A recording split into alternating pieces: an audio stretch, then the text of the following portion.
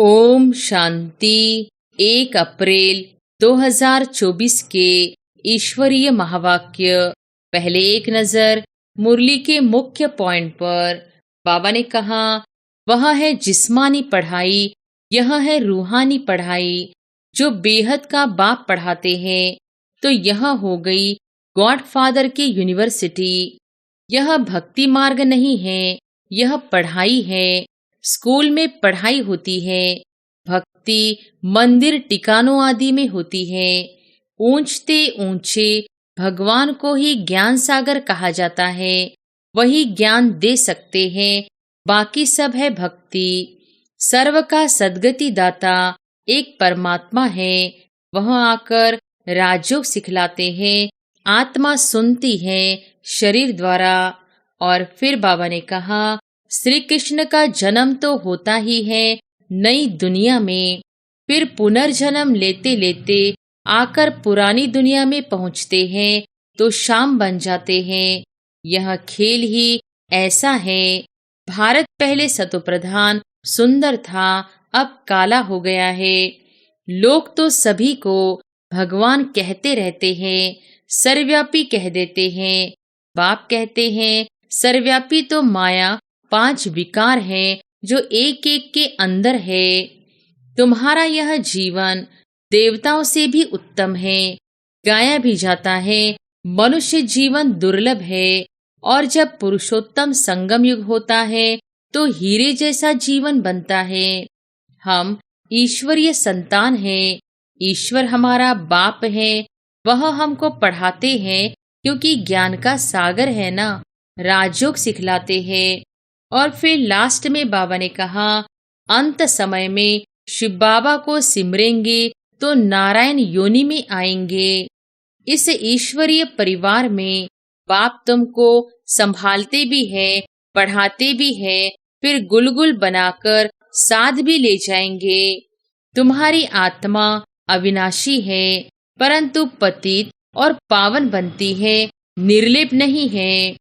परमात्मा बाप से हर एक वर्षा ले सकते हैं, बूढ़े छोटे बड़े सबको हक है बाप से वर्षा लेने का। तो बच्चों को भी यही समझाओ, अपने को आत्मा समझो और बाप को याद करो तो पाप कट जाएंगे। बाप ज्ञान का तीसरा नेत्र देते हैं। ज्ञान और अज्ञान की लड़ाई चलती है।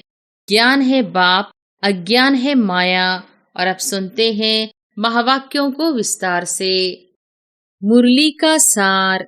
मीठे बच्चे, तुम्हारा यह जीवन देवताओं से भी उत्तम है, क्योंकि तुम अभी रचयिता और रचना को यथार्थ जानकर आस्तिक बने हो। प्रश्न है, संगम युगी ईश्वरीय परिवार की विशेषता क्या है जो सारे कल्प में नहीं होगी? उत्तर है, इसी समय स्वयं ईश्वर बाप बनकर तुम बच्चों को संभालते हैं, टीचर बनकर पढ़ाते हैं और सदगुरु बनकर तुम्हें गुलगुल फूल बनाकर साथ ले जाते हैं। सतयुग में दैवी परिवार होगा, लेकिन ऐसा ईश्वरीय परिवार नहीं हो सकता। तुम बच्चे अभी बेहद के सन्यासी भी हो, राजयोगी भी हो, राजाई के लिए पढ़ रहे हो। ओम शांति। यह स्कूल व पाठशाला है। किसकी पाठशाला है? आत्माओं की पाठशाला। यह तो जरूर है, आत्मा शरीर बिगर कुछ सुन नहीं सकती। जब कहा जाता है आत्माओं की पाठशाला तो समझना चाहिए, आत्मा शरीर बिगर तो समझ नहीं सकती। फिर कहना पड़ता है जीवात्मा। अभी जीवात्माओं की पाठशाला तो सभी है, इसलिए कहा जाता है वह है आत्माओं की पाठशाला। और परमपिता परमात्मा आकर पढ़ाते हैं। वह है जिस्मानी पढ़ाई, यह है रूहानी पढ़ाई जो बेहद का बाप पढ़ाते हैं। तो यह हो गई गॉड फादर की यूनिवर्सिटी। भगवानुवाच है ना, यह भक्ति मार्ग नहीं है, यह पढ़ाई है। स्कूल में पढ़ाई होती है, भक्ति मंदिर टिकानों आदि में होती है। इसमें कौन पढ़ाते हैं? भगवानुवाच। और कोई भी पाठशाला में भगवानुवाच होता ही नहीं है। सिर्फ यह एक ही जगह है जहाँ भगवानुवाच है। ऊंचे ते ऊंचे भगवान को ही ज्ञान सागर कहा जाता है। वही ज्ञान दे सकते हैं। बाकी सब है भक्ति। भक्ति के लिए बाप ने समझाया है कि उससे कोई सद्गति नहीं होती। सर्व का सद्गति दाता एक परमात्मा है। वह आकर राजयोग सिखलाते हैं। आत्मा सुनती है शरीर द्वारा। और कोई नॉलेज आदि में भगवानुवाच है ही नहीं। भारत ही है जहाँ शिव जयंती भी मनाई जाती है। भगवान तो निराकार है, फिर शिव जयंती कैसे मनाते हैं? जयंती तो तब होती है जब शरीर में प्रवेश करते हैं। बाप कहते हैं, मैं तो कभी गर्भ में प्रवेश नहीं करता। तुम सब गर्भ में प्रवेश करते हो, 84 जन्म लेते हो। सबसे जास्ती जन्म यह लक्ष्मी नारायण लेते हैं। 84 जन्म लेकर फिर सांवरा गावड़े का छोरा बनते हैं। लक्ष्मी नारायण कहो या राधे कृष्ण कहो, राधे कृष्ण है बचपन के। वह जब जन्म लेते हैं तो स्वर्ग में लेते हैं, जिसको बैकुंठ भी कहा जाता है। पहला नंबर जन्म इनका है, तो 84 जन्म भी यह लेते हैं। श्याम और सुंदर, सुंदर सो फिर श्याम। श्री कृष्ण सबको प्यारा लगता है। श्री कृष्ण का जन्म तो होता ही है नई दुनिया में। फिर पुनर्जन्म लेते लेते आकर पुरानी दुनिया में पहुंचते हैं, तो श्याम बन जाते हैं। यह खेल ही ऐसा है। भारत पहले सतोप्रधान सुंदर था, अब काला हो गया है। बाप कहते हैं, इतनी सब आत्माएं मेरे बच्चे हैं। अभी सब कामचिता पर बैठकर जलकर काले हो गए हैं। मैं आकर सबको वापस ले जाता हूँ। यह सृष्टि का चक्र ही ऐसा है। फूलों का बगीचा वह फिर कांटों का जंगल बन जाता है। बाप समझाते हैं, तुम बच्चे कितने सुंदर विश्व के मालिक थे, अब फिर बन रहे हो। यह लक्ष्मी नारायण विश्व के मालिक थे। यह 84 जन्म भोग फिर ऐसे बन रहे हैं, अर्थात उन्हों की आत्मा अब पढ़ रही है। तुम जानते हो, सतयुग में अपार सुख है, जो कभी बाप को याद करने की दरकार भी नहीं रहती है। गायन है, दुख में सिमरन सब करे। किसका सिमरन? बाप का। इतने सबका सिमरन नहीं करना है। भक्ति में कितना सिमरन करते हैं, जानते कुछ भी नहीं। श्री कृष्ण कब आया, वह कौन है, कुछ भी जानते नहीं। श्री कृष्ण और श्री नारायण के भेद को भी नहीं जानते हैं। शिव बाबा है ऊंचते ऊंच, फिर उनके नीचे ब्रह्मा विष्णु शंकर, उनको फिर देवता कहा जाता है। लोग तो सभी को भगवान कहते रहते हैं, सर्वव्यापी कह देते हैं। बाप कहते हैं, सर्वव्यापी तो माया 5 विकार है, जो एक एक के अंदर है। सतयुग में कोई विकार होता नहीं। मुक्ति धाम में भी आत्माएं पवित्र रहती है। अपवित्रता की कोई बात नहीं। तो यह रचयिता बाप ही आकर अपना परिचय देते हैं, आदि मध्य अंत का राज समझाते हैं, जिससे तुम आस्तिक बनते हो। तुम एक ही बार आस्तिक बनते हो। तुम्हारा यह जीवन देवताओं से भी उत्तम है।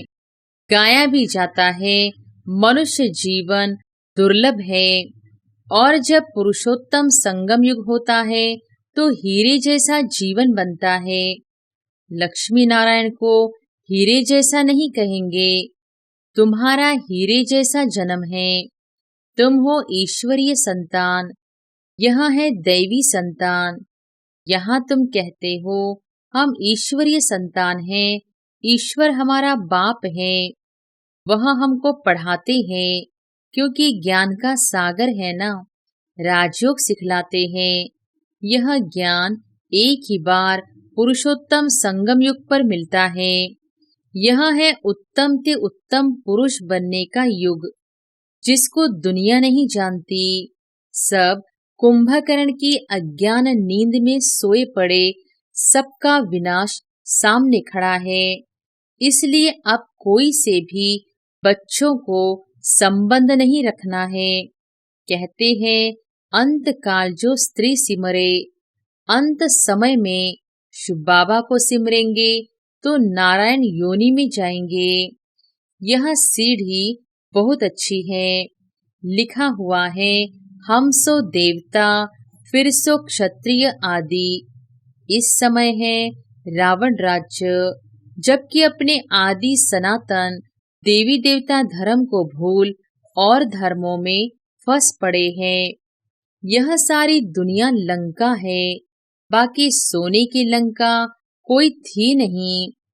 बाप कहते हैं तुमने अपने से भी जास्ती मेरी ग्लानि की है, अपने लिए 84 लाख और मुझे कण कण में कह दिया है। ऐसे अपकारी पर मैं उपकार करता हूँ। बाप कहते हैं तुम्हारा दोष नहीं, यह ड्रामा का खेल है। सतयुग आदि से लेकर कलयुग अंत तक यह खेल है जो फिरना ही है। इसको सिवाय बाप के कोई समझा न सके। तुम सब ब्रह्मा कुमार कुमारियां हो, तुम ब्राह्मण हो, ईश्वरीय संतान। तुम ईश्वरीय परिवार में बैठे हो। सतयुग में होगा दैवी परिवार। इस ईश्वरीय परिवार में बाप तुमको संभालते भी हैं, पढ़ाते भी हैं, फिर गुलगुल बनाकर साथ भी ले जाएंगे।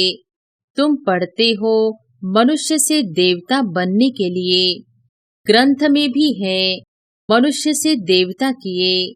इसलिए परमात्मा को जादूगर कहा जाता है। नरक को स्वर्ग बनाने का खेल है ना। स्वर्ग से नरक बनने में 84 जन्म, फिर नरक से स्वर्ग चपटी में सेकंड में बनता है। 1 सेकंड में जीवन मुक्ति।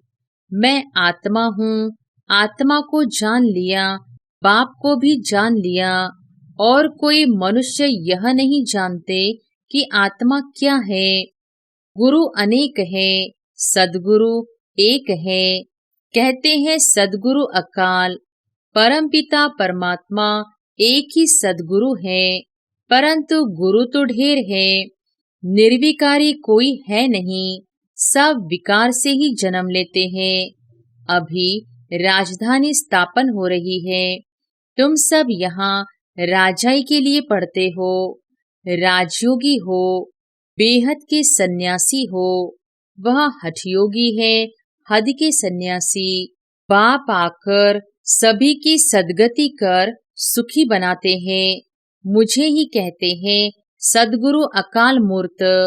वहाँ हम घड़ी घड़ी शरीर छोड़ते और लेते नहीं, काल नहीं खाता। तुम्हारी भी आत्मा अविनाशी है, परंतु पतित और पावन बनती है, निर्लेप नहीं है। ड्रामा का राज भी बाप ही समझाते हैं। रचयिता ही रचना के आदि मध्य अंत का राज समझाएंगे ना।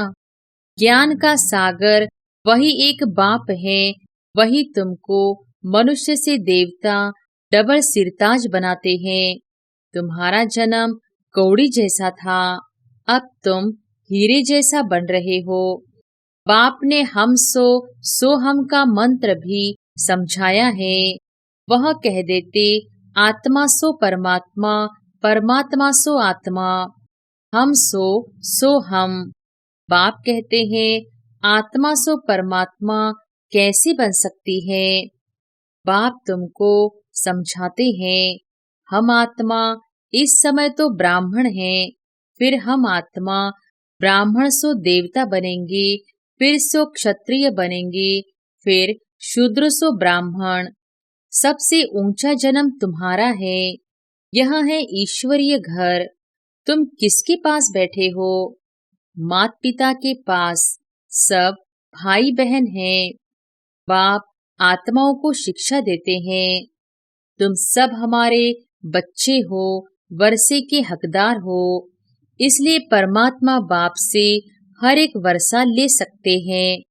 बूढ़े छोटे बड़े सबको हक है बाप से वर्षा लेने का।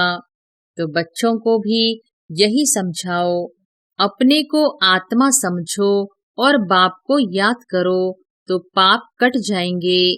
भक्ति मार्ग वाले इन बातों को कुछ भी समझेंगे नहीं। अच्छा, मीठे मीठे सिकिलधे बच्चों प्रति माता पिता बाप दादा का याद प्यार और गुड मॉर्निंग। रूहानी बाप की रूहानी बच्चों को नमस्ते। रात्रि क्लास। बच्चे बाप को पहचानते भी हैं, समझते भी हैं कि बाप पढ़ा रहे हैं। उनसे बेहद का वर्षा मिलना है, परंतु मुश्किलात यह है जो माया भुला देती है। कोई न कोई विघ्न डाल देती है जिससे बच्चे डर जाए। उसमें भी पहले नंबर में विकार में गिरते हैं।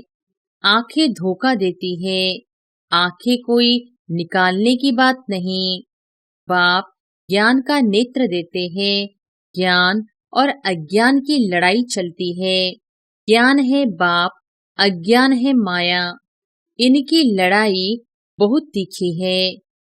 गिरते हैं तो समझ में नहीं आता, फिर समझते हैं मैं गिरा हुआ, मैंने अपना बहुत अकल्याण किया है।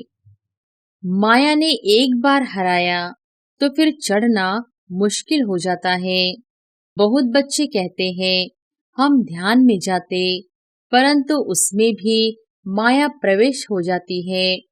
पता भी नहीं पड़ता है। माया चोरी कराएगी, झूठ बुलवाएगी। माया क्या नहीं कराती है, बात मत पूछो। गंदा बना देती है। गुलगुल बनते बनते फिर छीछी बन जाते हैं। माया ऐसी जबरदस्त है जो घड़ी घड़ी गिरा देती है। बच्चे कहते हैं बाबा हम घड़ी घड़ी भूल जाते हैं। तदबीर कराने वाला तो एक ही बाप है, परंतु किसकी तकदीर में नहीं है तो तदबीर भी कर नहीं सकते। इसमें कोई की पास खातिर भी नहीं हो सकती। न एक्स्ट्रा पढ़ाते हैं। उस पढ़ाई में तो एक्स्ट्रा पढ़ने लिए टीचर को बुलाते हैं। यह तो तकदीर बनाने लिए सभी को एक रस पढ़ाते हैं। एक एक को अलग कहाँ तक पढ़ाएंगे। कितने ढेर बच्चे हैं। उस पढ़ाई में कोई बड़े आदमी के बच्चे होते हैं, अधिक खर्च कर सकते हैं तो उनको एक्स्ट्रा भी पढ़ाते हैं। टीचर जानते हैं कि यह डल है, इसलिए पढ़ाकर उनको स्कॉलरशिप लायक बनाते हैं। यह बाप ऐसे नहीं करते हैं। यह तो सभी को एक रस पढ़ाते हैं। वह हुआ टीचर का एक्स्ट्रा पुरुषार्थ कराना। यह तो एक्स्ट्रा पुरुषार्थ किसको अलग कराते नहीं हैं। एक्स्ट्रा पुरुषार्थ माना ही टीचर कुछ कृपा करते हैं। भले ऐसे पैसे लेते हैं, खास टाइम दे पढ़ाते हैं, जिससे वह जास्ती पढ़कर होशियार होते हैं। यहाँ तो जास्ती कुछ पढ़ने की बात ही नहीं। इनकी तो बात ही एक है। एक ही महामंत्र देते हैं मन मना भव का। याद से क्या होता है यह तो तुम बच्चे समझते हो।